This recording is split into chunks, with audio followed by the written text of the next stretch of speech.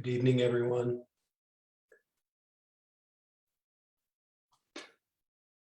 Time to take a deep breath. Remember you're here. We'll just wait a moment or so just to see if a few more people drop in.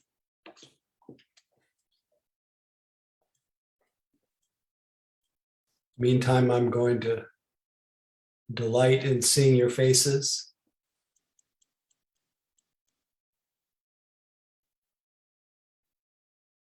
And do a little stealth metta, wish you well. May you be happy. And maybe before we start, because I'm in the mood, to invite you to unmute and say good evening to each other.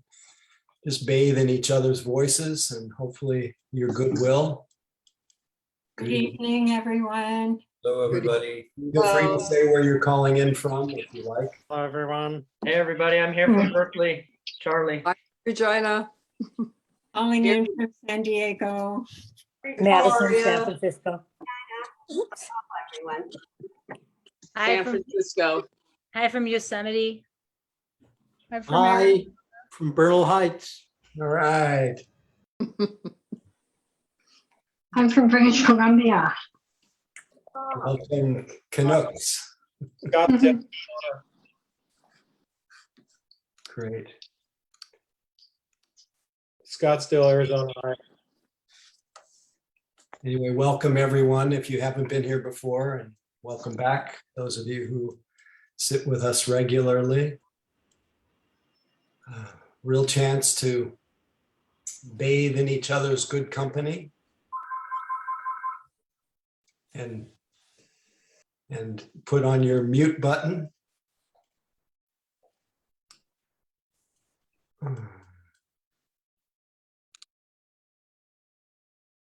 And remember for a few moments that you, I'm quoting Thich Nhat Hanh, that you who are the richest person on earth, who've been going around begging for a living, stop being the destitute child and come home and reclaim your heritage. And what is that heritage? The heritage is the natural peace and ease, silence, completeness. That is the natural peace, ease, and completeness of our nature. And that what I think all of us need is to just return, just remember, return to what we are on present evidence, non-historical experience of ourselves. So stepping out of what one teacher calls the stream of distress, into a simple experience of the living present.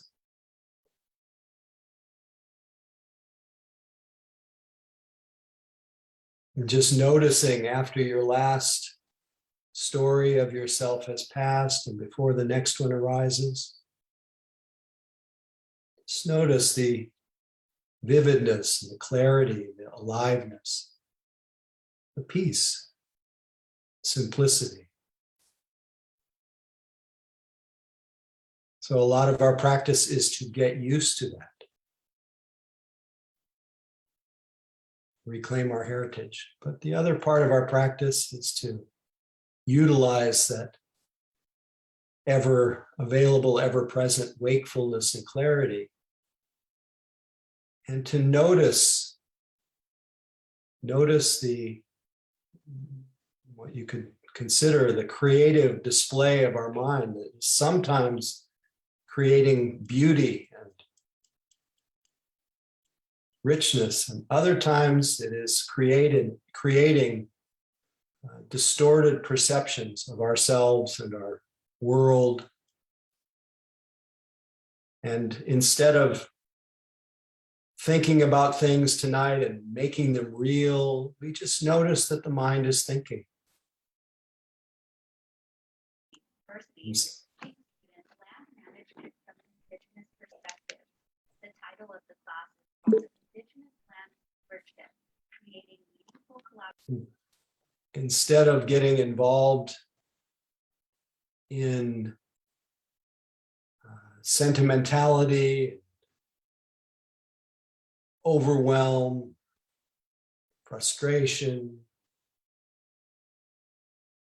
just relate to the moods, the emotions as changing weather. We feel the move through our body without elaborating, without embellishing them.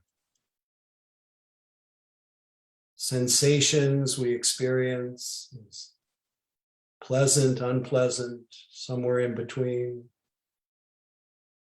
Again, as changing conditions, points of feelings, like flickering stars in a vast and welcoming evening sky. So we just settle back into the moment, be aware of the simple fact that we are aware. Let ourselves be supported by, anchored by this miraculous, although sometimes difficult, physical body. Anchoring our attention in the gentle movements that our body makes when it breathes.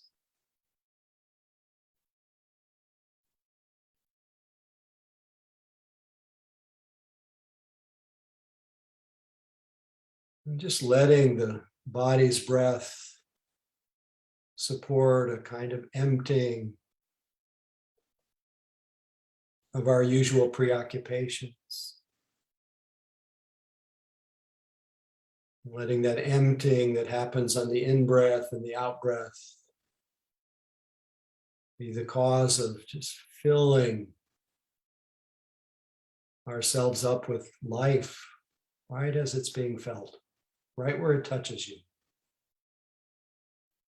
Just this moment, just this breath, just the sounds, the distant sounds, the sounds in your room, the sound of my voice, the sound of silence. Let everything that presents itself be a reminder of your love of being here.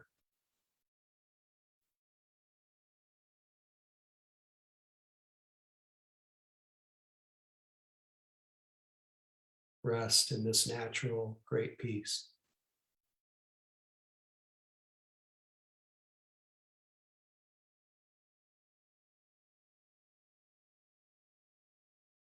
Fully aware.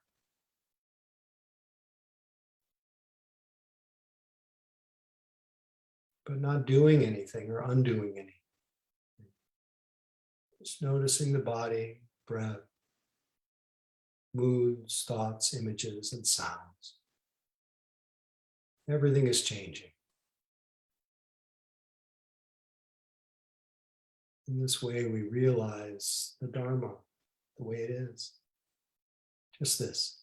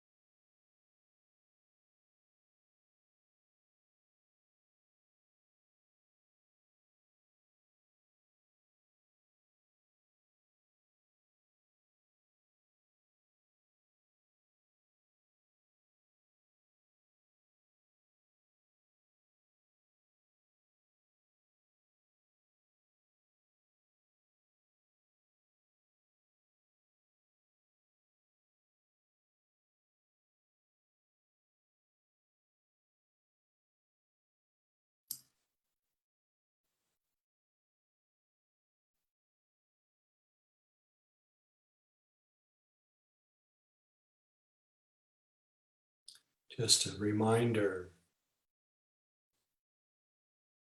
that when you realize that you've been drifting, dreaming, fantasizing, lost in thought, that moment of realization is a moment of awareness, re-arising, shining through, waking up to where you are. So rather than judge the fact that mind was absorbed, just a condition anyway, not personal. Rather than judge, to appreciate that moment of reawakening.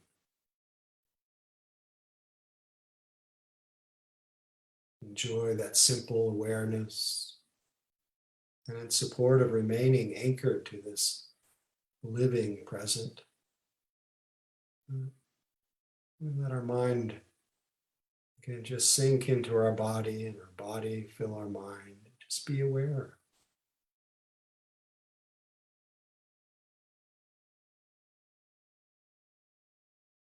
Be aware, as long as it lasts, supported by the anchor of the body and breath.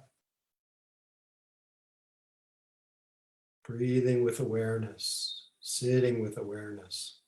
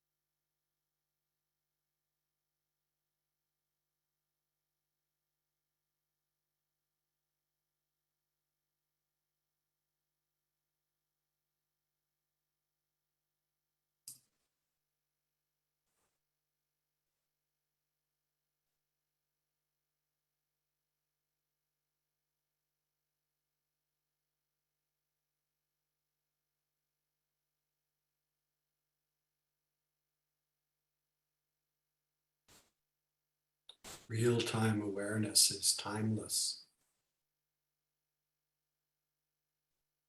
Beyond the three times of past, future, and even the idea of present. But with that understanding, every moment is fresh and open. It's a new beginning.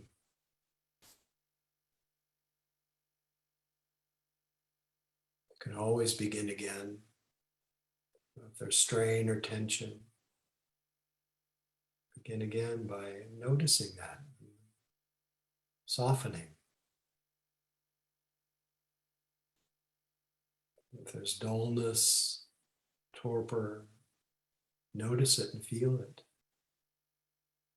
And sit up straight. Just being aware of whatever presently arising experience.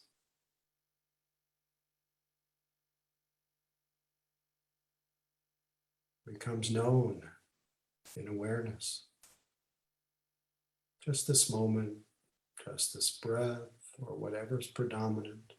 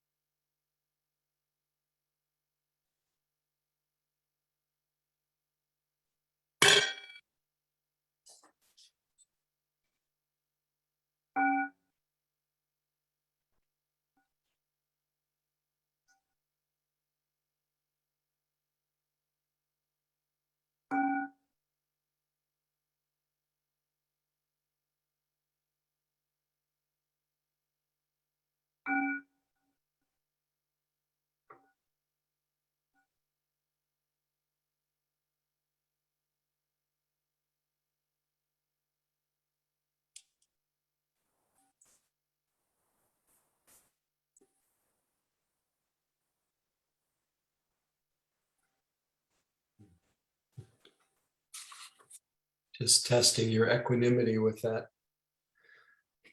awful sound.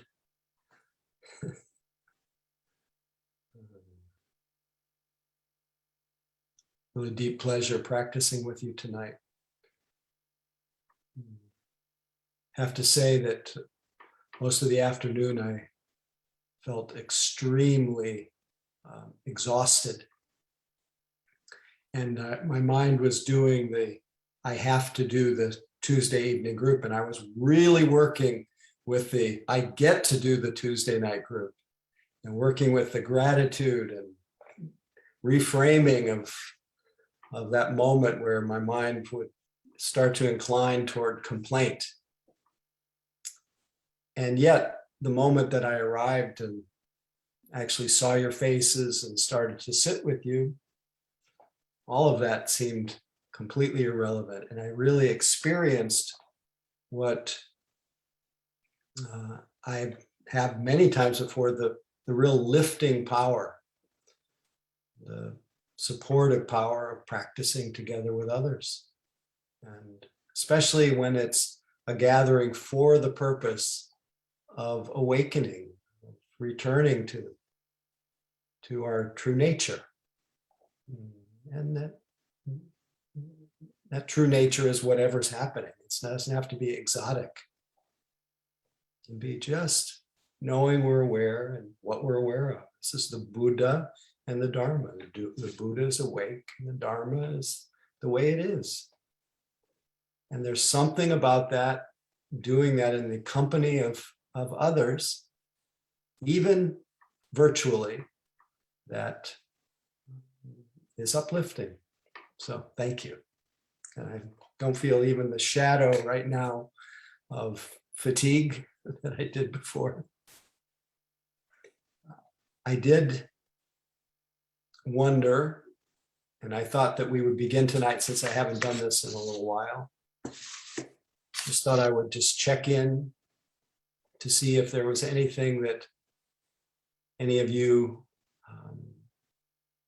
wanted to talk about, any questions you had, any comments, descriptions, questions about any of the instructions, anything you noticed during the practice. And so that mostly what's immediate, but also something's coming up in your practice that you may want me to comment on, and or that you may just need to give voice to. And the way we do this is with the raised hand function, which I think is under reactions. Yeah, there it is, under reactions on the computer software. But maybe there are other places where that lives. What do you say, Mary? Are there other places where the raised hand lives? I think it's mostly under reactions. Perhaps it's under participants, but you can also just ping me if you need to, or just speak out if no one else is speaking. Okay, but Misha That's her hand. Has broken the ice. So welcome. Thanks, Howie. Pleasure. Nice to see you again. Yeah, you too. Thank you. Looking forward to this weekend with you. Great.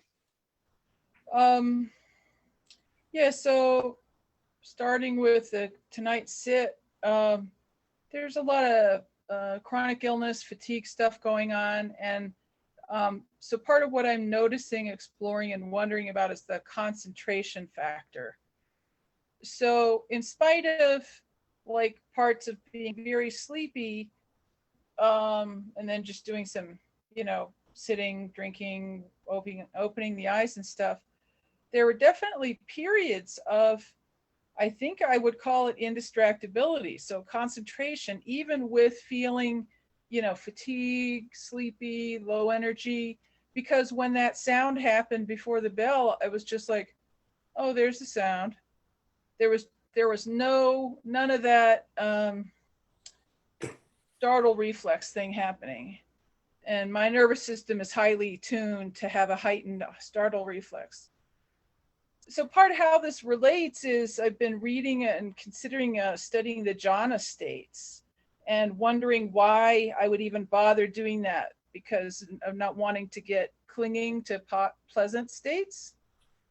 And I finally, last night, how it clicked for me was, oh, I have all these spiritual experiences and unfolding and stuff, and there's only so much attention I can be present with what's unfolding.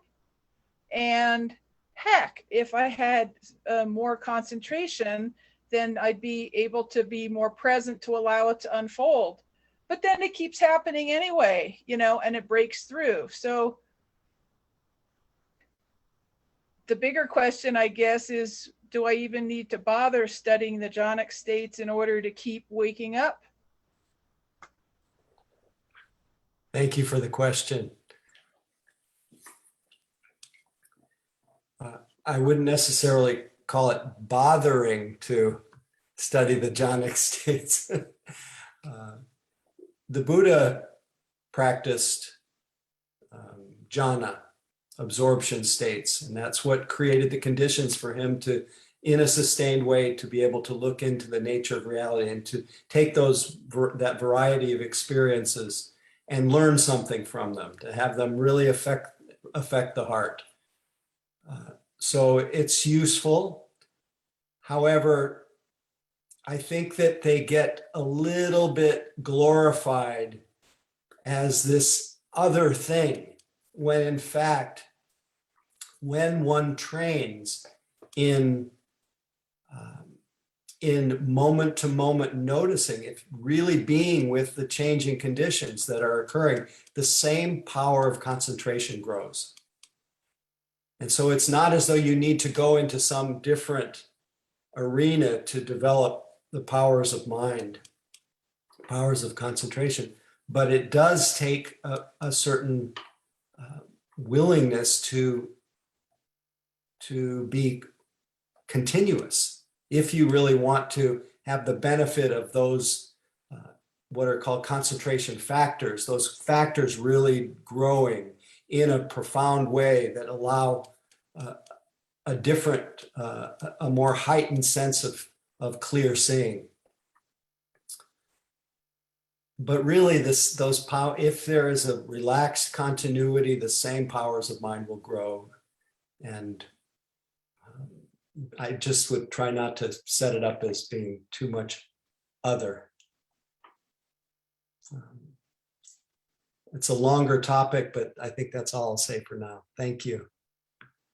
Glenn, or did Glenn just happen to have his something happen? Linda, please. You seem like you're next. Good evening. Right before we started sitting, I got an email from my boss saying we all have to do this disagreeable thing that I totally don't want to do. And so I spent most of the meditation fuming about that, to the point that I thought, I'm going to quit this job rather than do this thing I really, really, really don't want to do. And so thank you for, right after the meditation, the reminder about getting to do something rather than having to do something. I get to do this thing that my boss wants me to do. So thank you. Pleasure. Pleasure. Always great to see you and feel your spirit.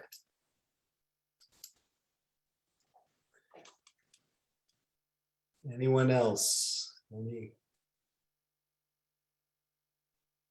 question, comment, description? Okay. Anne, good to see you. You too. I was just thinking that when I was in Girl Scout camp, when I was 10 years old, they put a big bowl of prunes on the table in the middle of the breakfast table, and we didn't have to eat the prunes. We got to eat the prunes. So I've been living with that concept all my life. Great, lucky you. Yeah, right. That's all I had to say. Lucky that you like prunes as well. Actually, I do like prunes, so it was okay.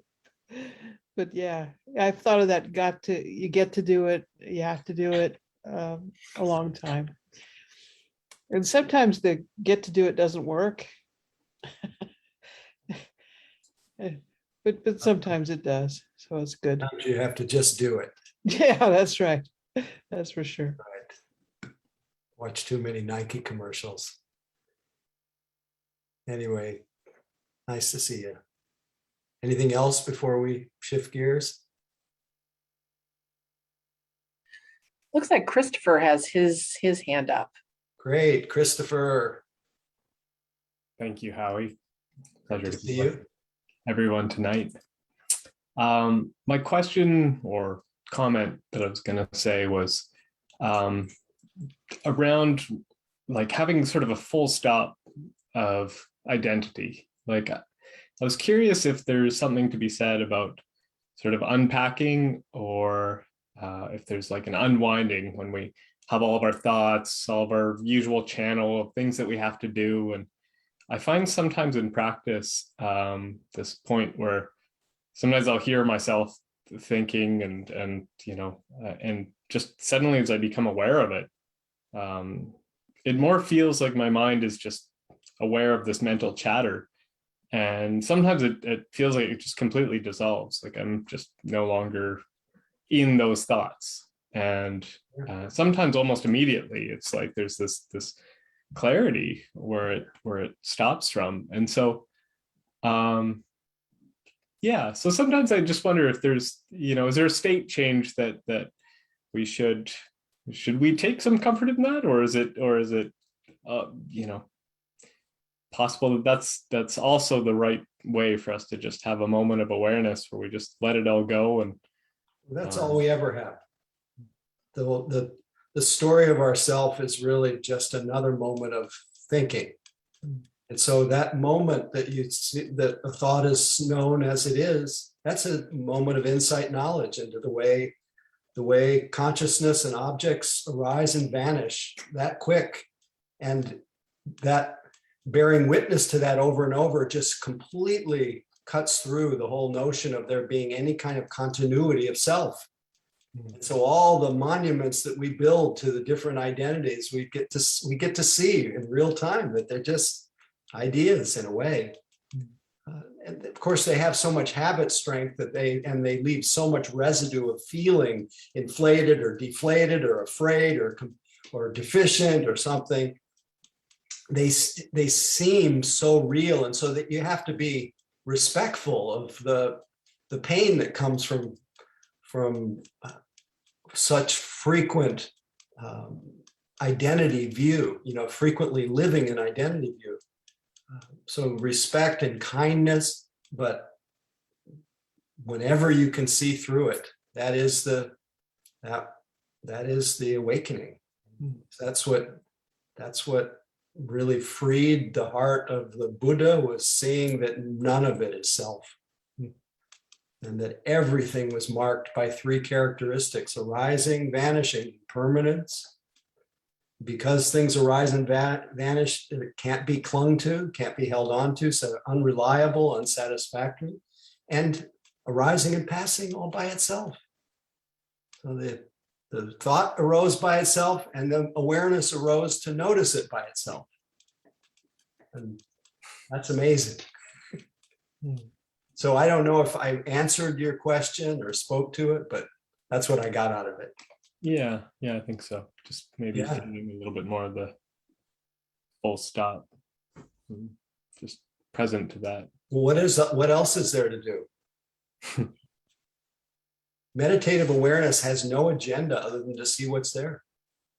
It's nothing. It doesn't want to figure anything out or fix anything. Or just sees.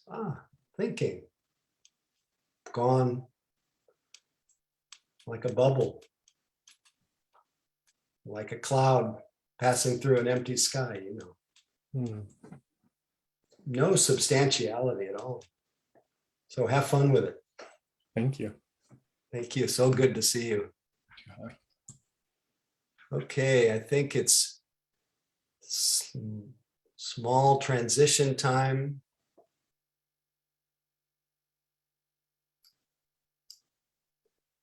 And Mary, I think that you are on right now for any little announcements. Certainly. Thank you so much. You're quite welcome. So welcome everyone to Mission Dharma, particularly those of you who may be here for the first time. Just I have a couple of announcements about practice opportunities, retreat opportunities. This weekend, Howie is doing a weekend online retreat, and it's hosted by the Prescott Insight Meditation, and it's called Still Here. And I will drop the registration information in the box in a moment. And opening today at Spirit Rock is an on-land retreat at Spirit Rock in January called Waking Up in the Midst of It All. So the on-land retreats are booking really fast. So if you want You mean the in-person retreats? in person, yeah, on-land in-person retreat. I advise you to, if you're interested, to sign up very soon because they tend to fill up very quickly. So that's called Waking Up in the Midst of It All. It's with Howie, Susie Harrington, and Tara Moulay, all wonderful teachers. And that's January 4th through 9th. And then finally, just a friendly reminder about Donna. Mission Dharma relies on your generosity. We wouldn't be here if it were not for your kind financial offerings. And we've been here for 35 plus years every Tuesday. So I will drop in ways that you can donate. And thank you very much for your generosity and your kindness and your presence. And back to you, Howie. Okay, thank you, Mary. What I'd like to do right now is take a little bio break. So, and for you, you can either stretch, take a bio break, or offer Donna if you like, but we'll take 3 minutes right now. At 5 minutes after the hour, wherever you happen to be, we will start again. Be right with you.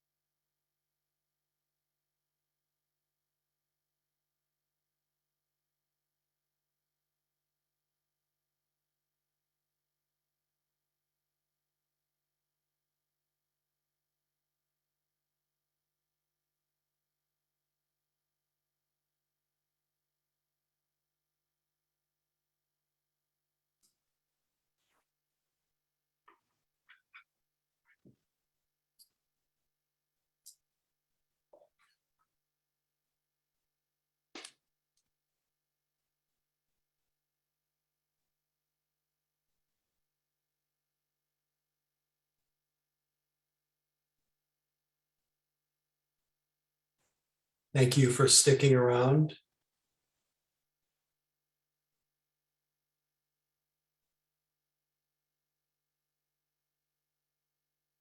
When I referred to the Buddha as awakening to the insubstantiality of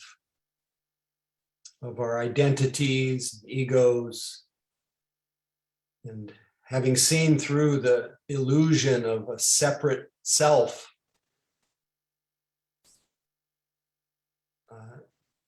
you could say that he saw through the illusion that there was really any other.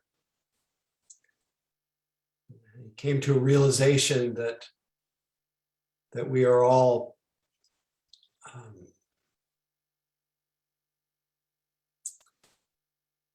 experientially, by nature, completely interdependent. And that wasn't necessarily a reflection that came to the heart and mind of the Buddha, but it was a natural expression, the expression of that non-separateness was love. And in the case of the Buddha, the way that love was expressed, that wish, the natural wish for others to be happy and well and safe, the way that expressed itself for him was certainly a feeling of friendliness and goodwill, which we call metta.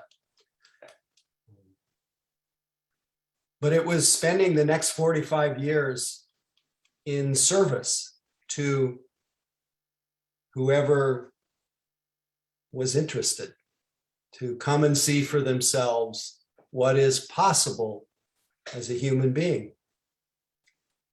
And what he described as being possible as a human being, and many of you have practiced this, is that it's possible to dwell, to abide in a state of goodwill, of friendliness, to abide in a state of caring,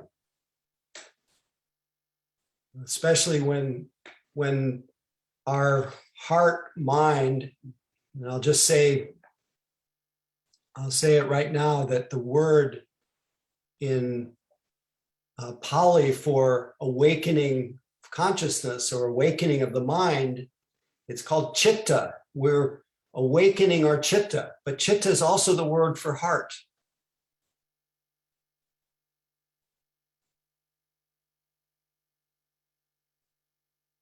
And so when our heart meets, when it dwells in open-heartedness, when it meets other beings, it expresses itself as a wish for others to be happy, to be safe, to be well.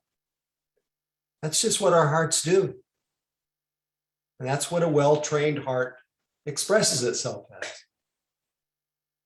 And when that same heart, mind, that chitta meets pain in this world, which there's huge measure of, not the only thing there is, but huge measure of, when it meets pain, it expresses itself as compassion,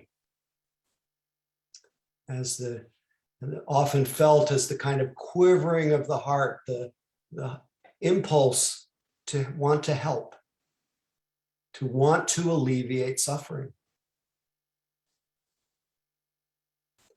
And when that open-heartedness, that non-separateness, that abiding in open-heartedness is available to the joys of this world, it expresses itself as what the Buddha called mudita, or appreciative joy, sympathetic joy, altruistic joy, a happiness that someone is happy. Being able to take delight it doesn't mean just humans, it can be animals. When you see a puppy, I have a puppy that I think is the fastest runner that I've ever seen in my life.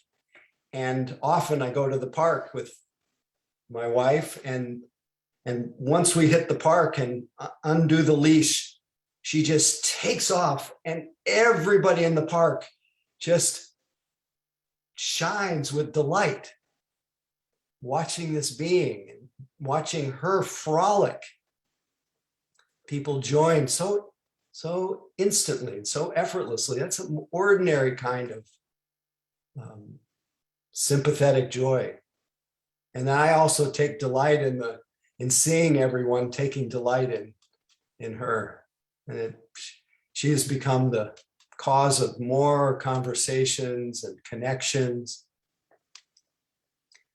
So all these qualities, that love, compassion, joy, they're really natural expressions of a heart that's available, a consciousness that's open.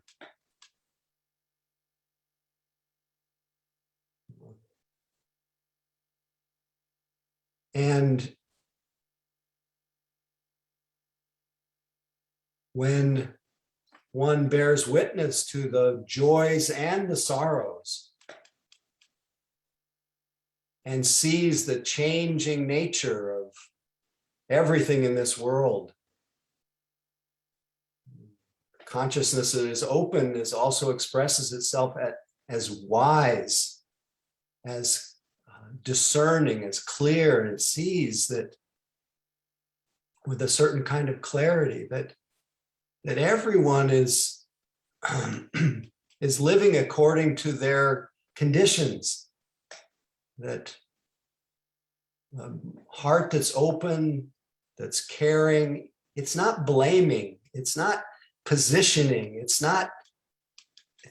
just sees things more as they are. And so a fruit of that is friendliness, but also the fruit of that clear seeing is the quality of non-contentiousness, non-reactiveness, called equanimity, upekkha.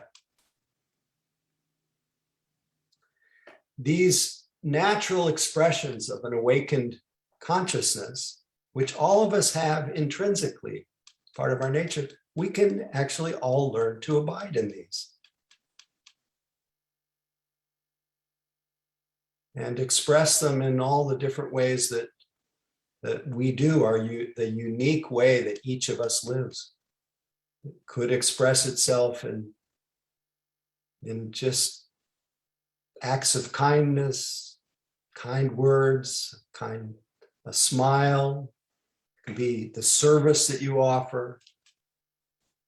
It could be the fierceness that you care for this world and for the people who are less fortunate, are oppressed or marginalized. This is also an expression of this boundless heart.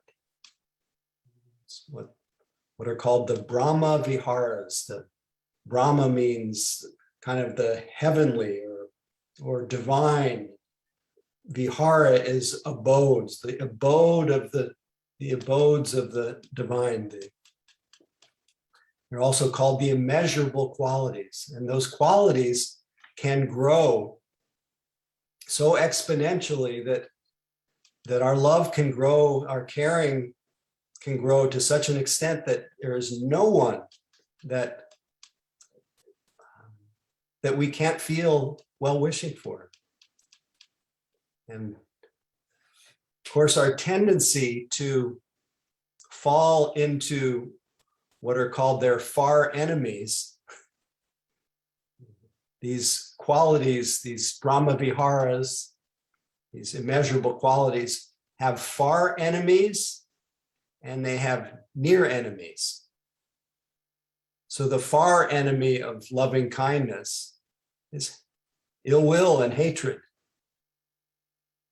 So clearly, loving kindness is an antidote for so much ill will. And so anytime we can incline toward loving kindness, It's a good thing.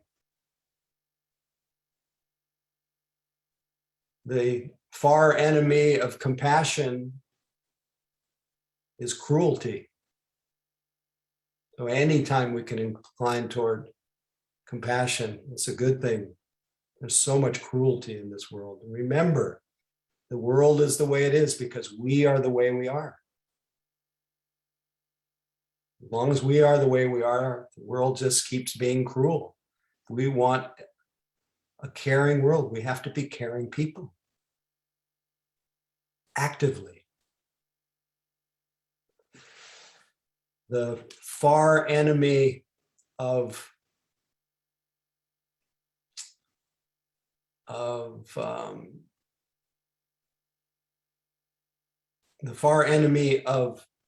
sympathetic or altruistic joy is jealousy, envy, comparing,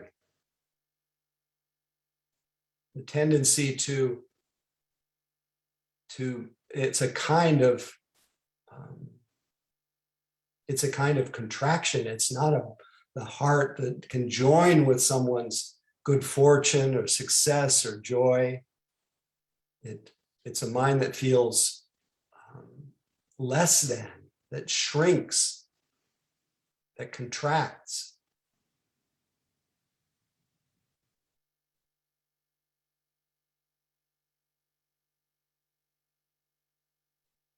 And the far enemy of equanimity, open, balanced, non-reactive, is grasping, greed, the taking of positions.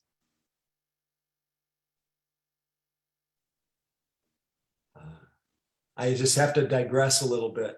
I was reflecting on this today, and I realized that this taking of positions seems like such an ordinary thing. I take a position, in the more mundane sense.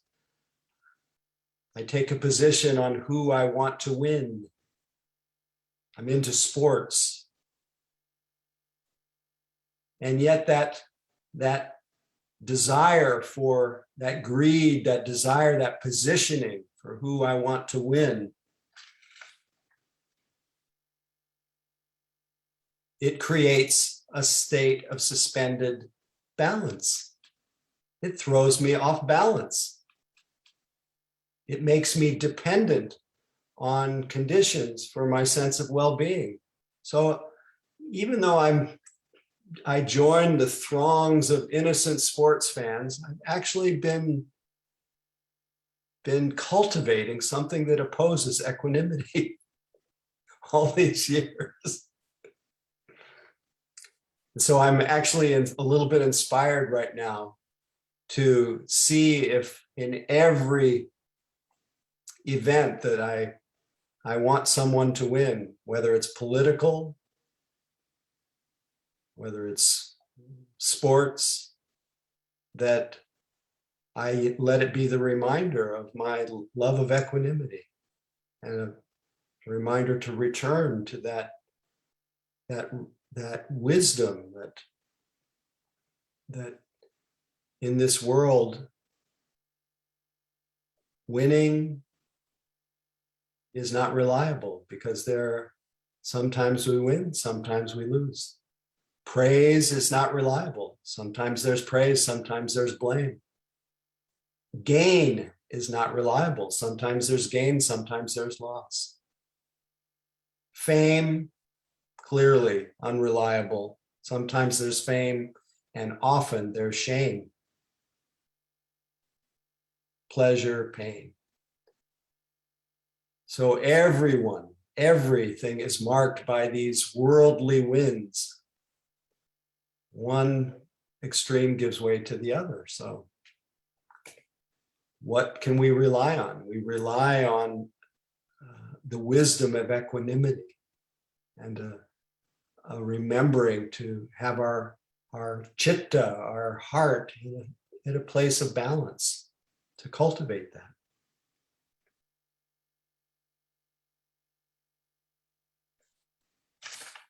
So the Buddha, in one of his suttas, which inspired me, this is from a basket of suttas that I read a lot, called the Anguttara Nikaya, the numbered sutras.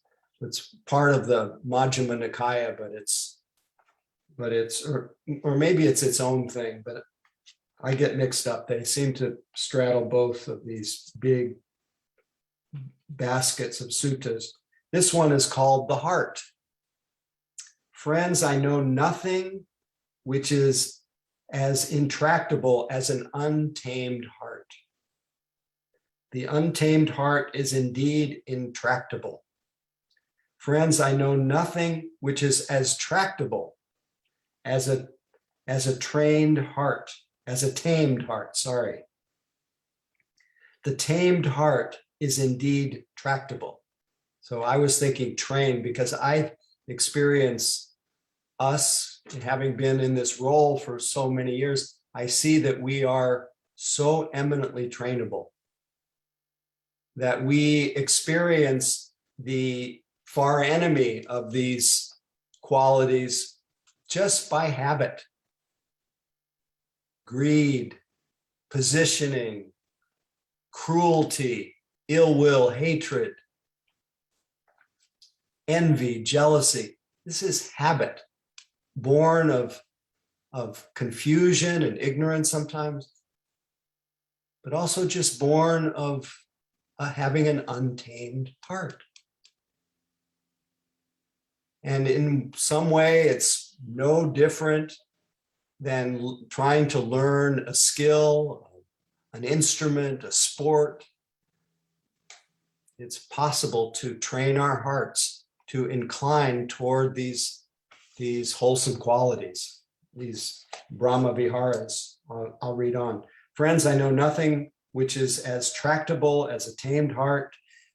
The tamed heart is indeed tractable. Friends, I know nothing which tends toward loss as does an untamed heart. Indeed, the untamed heart tends toward loss. Friends, I know nothing which tends toward growth as does a tamed heart. Indeed, the tamed heart tends toward growth. Friends, I know nothing which brings suffering as does an untamed, uncontrolled, unattended, unrestrained heart. Such a heart brings suffering. Friends, I know nothing which brings joy as does a tamed, controlled, attended, restrained heart. Such a heart brings joy.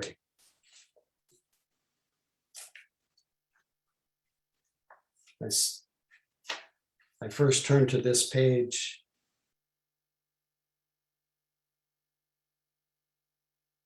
right.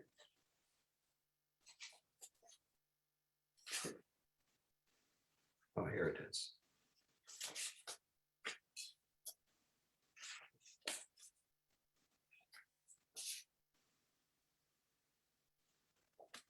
This is called the inclination of the mind. So all of this is a suggestion that it would be helpful for us to incline our heart, incline our mind toward these immeasurable qualities. And this is also from the middle length sutras called the Majjhima Nikaya. Others will be cruel. We shall not be cruel. Thus one should incline the mind. Others will kill living beings. We shall abstain from killing living beings. Thus one should incline the mind. Others will take what is not given. We shall abstain from taking what is not given. Thus one should incline the mind. Others will engage in inappropriate sexuality. We shall abstain from inappropriate sexuality. Thus one should incline the mind. Others will speak falsehoods.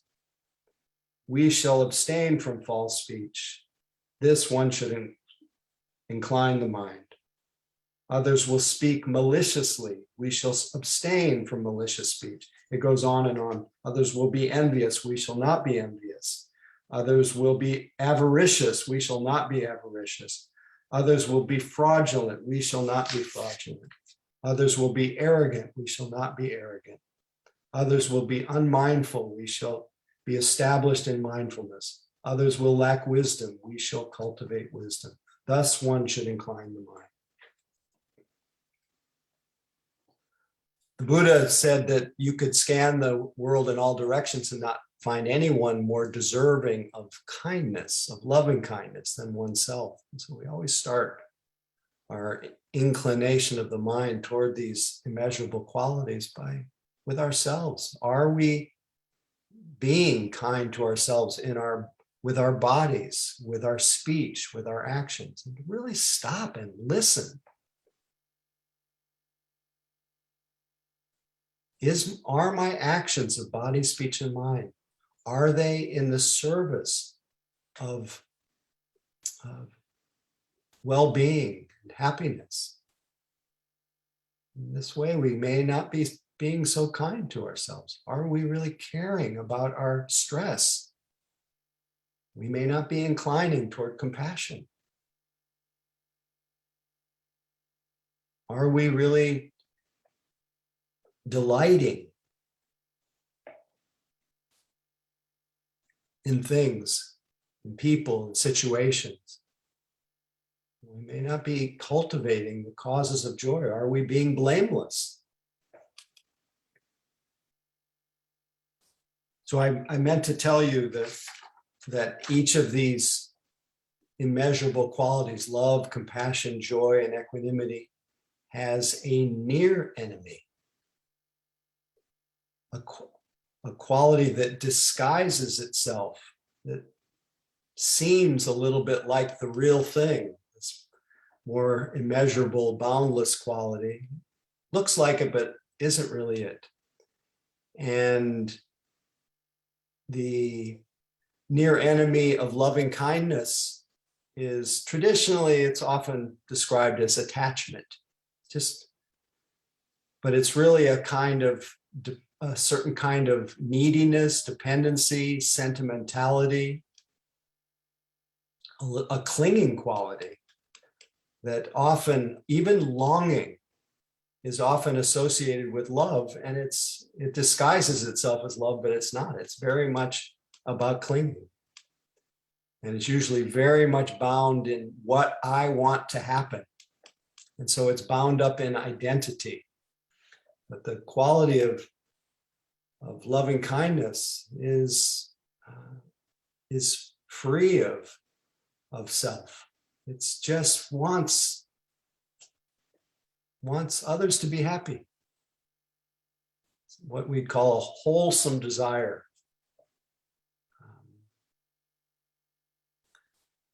The near enemy of compassion is pity, which in a way is slightly distancing. Remember, these boundless qualities are in some ways are outward facing. They wish for the well-being of others. It's not just inward facing, which is sometimes the tracking of our process. All of that is in the service of being able to unleash these loving hearts. So sometimes we see someone hurting, but we still experience them as other. We don't experience them as we don't experience a joining with that person in or that group in their suffering.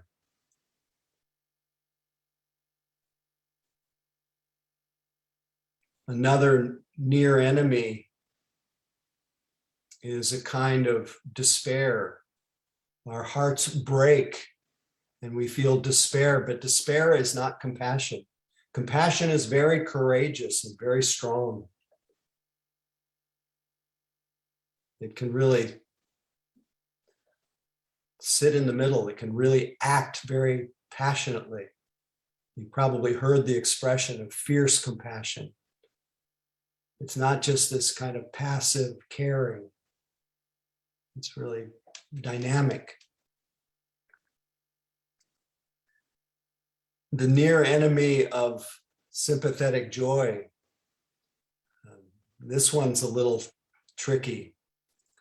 It's a kind of exuberance, a kind of greed, really getting off on someone else's happiness to the point where there's almost an excessive exuberance, an excessive identification with their happiness. It's like the sycophants of the world that get off on someone else's fame and name.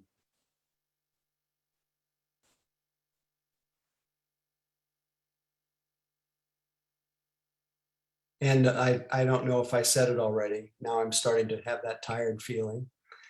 Is the near enemy of equanimity is indifference. It disguises itself as balance, but it's really distancing. It's really cut off. It has a quality of not caring. So I realize we've hit the end of our time, and I would only hope, maybe this is just the beginning of a wider exploration of the expression of chitta as love, as compassion, of joy, of equanimity. Just to hear the words of the Buddha, where he spoke about Ananda, you could tell that it wasn't just this pristine clarity, it was a tender heart that he expressed. For a long time, Ananda, when he spoke of Ananda, have you been very near to me by acts of love, kind and good, that never varies and is beyond all measure. For a long time, Ananda, have you been very near to me by words of love, kind and good, that never varies and is beyond all measure. For a long time, Ananda, have you been very near to me by thoughts of love, kind and good, that never varies and is beyond all measures. You have done well, Ananda. So you could tell he values this boundless heart that just wants to help, wants to be friendly, wants to be good. So we end with a passage from the Subha Sutta. And we can take this as a meditation. As we end, one abides pervading 1/4 with a mind imbued with metta, loving kindness. Likewise the second, likewise the third, likewise the fourth. So above, below, and all around, all over and everywhere, one abides pervading the all-encompassing world with a mind imbued with metta. Abundant, exalted, immeasurable, without hostility and without ill will. Just as a vigorous conch blower could make himself heard without difficulty in the 4 quarters, so too, when the deliverance of the mind by metta, by loving kindness, is developed in this way, no limiting action remains there. None persists there. And then he goes on to say, one abides pervading 1/4 with a mind imbued with compassion, and then with sympathetic joy, a mind imbued with equanimity, likewise the second, likewise the third, likewise the fourth, so above, below, around, all over, everywhere. One abides pervading the all-encompassing world with a mind imbued with love, compassion, joy, and equanimity, abundant, exalted, immeasurable, without hostility, without ill will. Just as a vigorous conch blower could make himself heard without difficulty in the 4 quarters, so too with the deliverance of mind by equanimity. If it's developed in this way, no limiting action remains there, none persists. Well, may this be so for all of us. May we all develop this unconfined capacity to express love, joy, compassion, and equanimity. And may it be offered as a blessing to all beings. Every little moment of practice, let it be a blessing to others. And may we, as Shanti Deva says, may we become at all times, both now and forever, a protector for those without protection, a guide for those who have lost their way, a ship for those with oceans to cross, a bridge for those with rivers to cross, a lamp for those without light, a place of refuge for those who lack shelter, and a servant to all in need. May it be so. Thanks so much for your practice. Please feel free to, after I hit the gong, to unmute and say good night to each other, put each other to bed. Namaste, everybody. Good night. Good night, everybody. Thank you, Howie. Thank you all. Good night, everyone. Good night, everyone. Howie. Good night.